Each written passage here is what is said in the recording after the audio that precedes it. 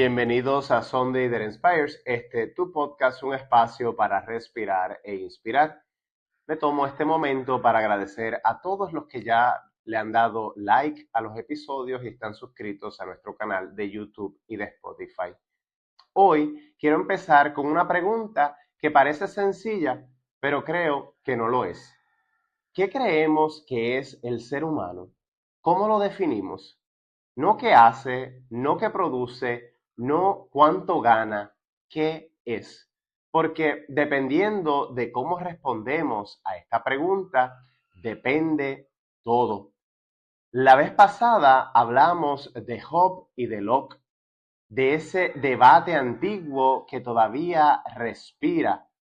Para Hobbes, el ser humano es un estado más natural, es miedo, es competencia, es supervivencia, un lobo para el otro hombre. Y por eso necesitamos un estado fuerte, lo que él llamaba el Leviatán. Una autoridad que contenga ese caos. Para Locke, por otro lado, en cambio, el ser humano tiene razón, tiene conciencia, tiene capacidad moral y por eso posee derechos naturales. Esos derechos, vida, libertad, propiedad.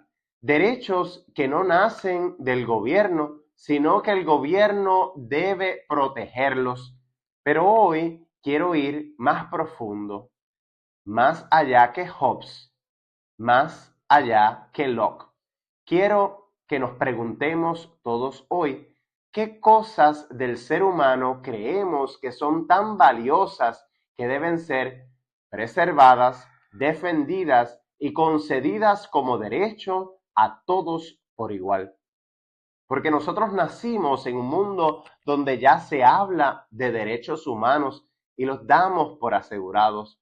Nos enseñaron que existen, que son obvios, que son universales, pero no siempre fue así.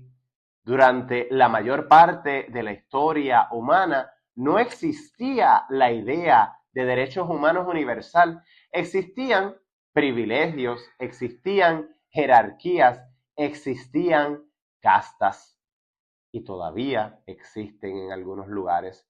En la antigua Grecia, tan admirada por su filosofía, la democracia no incluía a las mujeres ni a los esclavos. En el Imperio Romano, la dignidad dependía de tu estatus.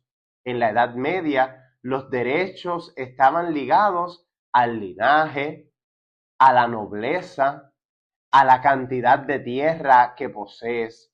Incluso documentos importantes como la Magna Carta no hablan de derechos para todos, sino para algunos. Hablaban de límites de poder del rey para proteger a ciertos hombres libres solamente, no a todos. La idea de que todo ser humano, por el simple hecho de ser un ser humano, posee una dignidad intrínseca, es profundamente moderno. Después de guerras devastadoras, después de actos de genocidio, después de millones de muertes, oficialmente en el 1948, el mundo se reunió y proclamó la Declaración Universal de los Derechos Humanos y dijo algo radical: todos nacen libres e iguales en dignidad y derechos. Eso no era obvio, eso fue una decisión. Eso significa que los derechos humanos no son simplemente descubrimiento, son un compromiso, son acuerdos éticos sobre qué estamos dispuestos a defender, aunque nos cueste. Y aquí es donde quiero que nos detengamos, porque tener derechos implica algo mucho más profundo, que creemos que hay algo en el ser humano que no puede ser reducido, no puede ser comprado, no puede ser utilizado, no puede ser descartado. Y esa palabra la definimos como dignidad. Dignidad no significa perfección, no significa que todos pensemos igual, ni que todos actuemos bien. Dignidad significa que hay un valor básico, común, anterior a nuestras ideas, a nuestros errores, a nuestras diferencias. Y si eso es verdad, entonces los derechos no son premios, son reconocimientos. Pero aquí viene algo que casi no se dice. Los derechos existen porque también existen los deberes. No hay libertad sin responsabilidad. No hay dignidad protegida si no estoy dispuesto a respetar la tuya. Porque los derechos humanos no se sostienen por sí solos, se sostienen en la conciencia de cada uno de nosotros, de cada persona.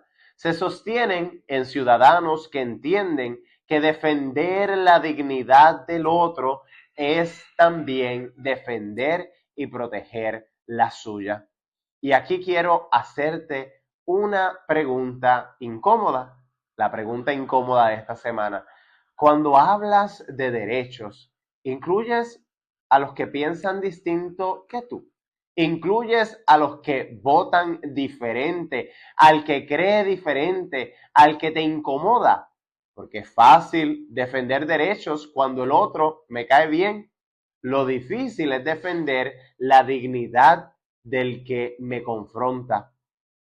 Tal vez la gran pregunta no es si somos más Hobbes o más Locke. Tal vez la pregunta es, ¿creemos que el ser humano, más allá de sus sombras, merece ser tratado con dignidad? Y si la respuesta es sí, entonces nuestra tarea no termina, porque aunque los derechos humanos sean modernos, la conciencia de ellos todavía está en construcción y seguimos batallando y luchando para esa construcción. Todavía hay lugares donde se negocian, todavía hay personas que no los experimentan, todavía hoy hay voces que no son escuchadas. Tener derechos es un privilegio histórico, sostenerlos es una responsabilidad moral y tal vez, al final, la verdadera pregunta no es ¿qué derechos tengo yo?, sino qué estoy dispuesto a hacer para preservar esa dignidad común que compartimos. Porque si algo nos enseñó la historia es que los derechos pueden escribirse en papel, pero solo viven cuando alguien decide respetarlos. Y eso empieza contigo. Nos escuchamos en el próximo episodio.